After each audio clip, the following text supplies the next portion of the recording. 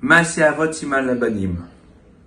Les événements de l'existence surviennent sans que l'on sache ou que l'on parvienne à leur donner un sens. C'est là une des principales difficultés de la vie. Nous agissons, pensons, décidons en fonction de données qui nous apparaissent de prime abord comme raisonnables, mais qui quelquefois ne le sont pas. Comment expliquer cette difficulté inhérente à l'existence si ce n'est par le sentiment ou la conscience que nous pouvons avoir peu ou prou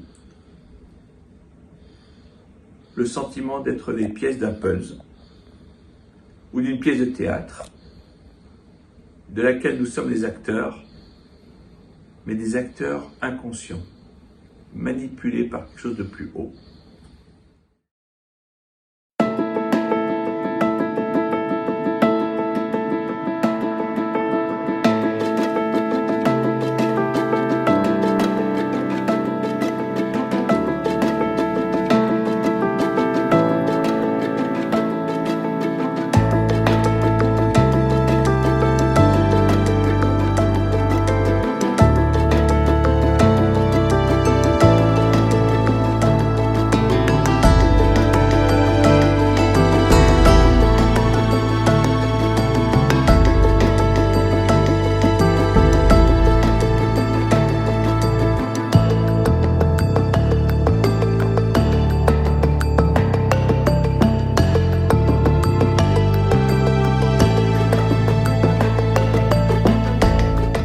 La Torah nous enseigne que les actions des hommes ont des répercussions infinies dans l'existence, dans le cosmos. On est loin de soupçonner leur ampleur.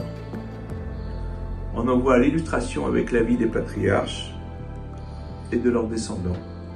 La Sidra Lech Lecha que nous allons lire cette semaine nous rapporte un épisode pour le moins étrange et qui résonne à nos oreilles dans cette période où le Proche et le Moyen-Orient est en train de voir un feu terrible s'embraser, à Dieu ne plaise. Et l'on voit qu'à cette époque lointaine, il y a une guerre des rois qui embrasse tout le Proche-Orient. Et Abraham, avec son petit effectif, part délivrer son neveu Lot, l'un des plus grandes puissances du Proche et du Moyen-Orient. Au retour, Abraham est fêté. Et il y a un épisode pour le moins curieux qui est rapporté par la Torah. On nous dit que Melech Tzedek, Melech Shalem, roi de Salem, apporta Lechem Vayain, du pain et du vin à Abraham. Et on nous dit où Kohen Le'Elion, il était le prêtre du Dieu très haut, et il l'a béni et lui a dit Baruch Abraham, lequel Elion, Ose Shamayim Varetz, béni Abraham par le Dieu suprême qui a fait les cieux et la terre. La tradition juive nous dit qu'il s'agit de Shem, l'ancêtre d'Abraham Avinu. Et béni le Dieu suprême d'avoir livré les ennemis de ta main. Et la Torah nous dit, va Abraham natanu ma'aser mikol, Abraham lui a donné la dîme de tout ce qu'il avait rapporté. Le Tseroramo, Rabbi Abraham Sebar, nous fait remarquer nombre de problèmes inhérents à ce texte. On dit que Melech Tzedek était roi, donc le roi de justice plus exactement, le roi de Shalem, prêtre du Dieu suprême, et nos maîtres nous disent qu'il s'agit de Shem. Melech Tzedek, c'est le roi de la justice et du droit.